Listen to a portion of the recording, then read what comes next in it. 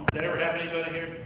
Like, where did I read that? That was a really, I really want to find, I couldn't find it this morning where I got it, so I can't give the reference. But this was an article about radically hospitable congregations. You know, congregations that reach out as people walk in are radically, have that radical hospitality in the very nature of who they are. And it says, for a congregation to have that radical hospitality, it begins with how we treat each other. And I went, oh, right on. If we're not treating each other within our congregation with a radical hospitality, not saying, oh, you know, James, that thing you put on Facebook yesterday, that's really bad. I mean, why did you do that? Oh, that's really, I'm such a better person. You know, if we have that attitude, that I'm better than you, that's not going to cut it. But when we have the attitude that, yeah, that's a child of God too. And I'm a child of God. And in my brokenness and in your brokenness, we have that in common. And together we're going to find that God that can transform us.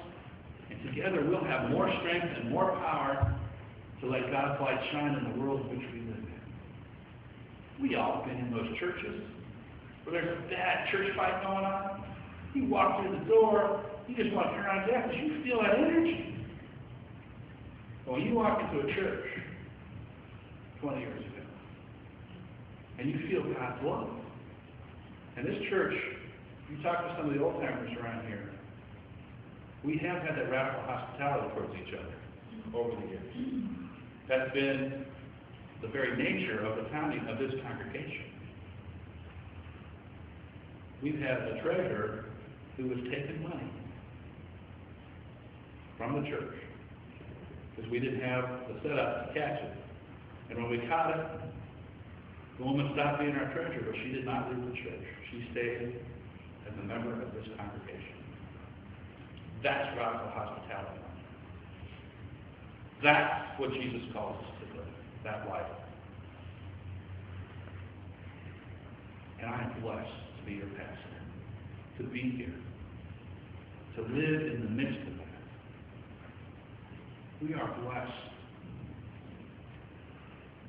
to have Linda share her story this morning, to know that she was in a safe place, that she could share that story. That's radical hospitality. Thank you for being the church.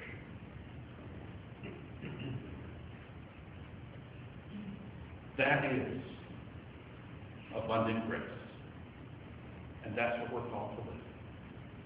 Amen.